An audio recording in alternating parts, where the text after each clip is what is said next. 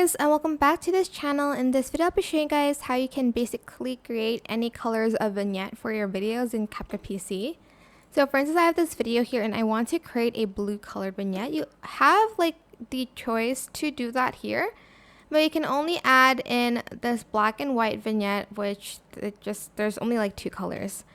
So if you just go to library and select any color that you want, you can also get your colors from any other place.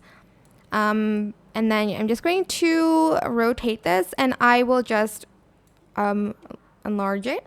Then I'll go to video, I'll go to mask and I'll go and select circle and I will create kind of like an oval shape. Then I'm just going to hit the reverse button and I'm just going to simply feather that out to create this vignette. It is super simple. You can size it however you want. If you size it a little bit smaller, just make sure you feathered it out a lot more, but this is how I like my vignettes to be, I guess. And then you can kind of like replace it with any other colors that you want. Sorry, the scale is off, but yeah, as you can see, you can just replace it with another color.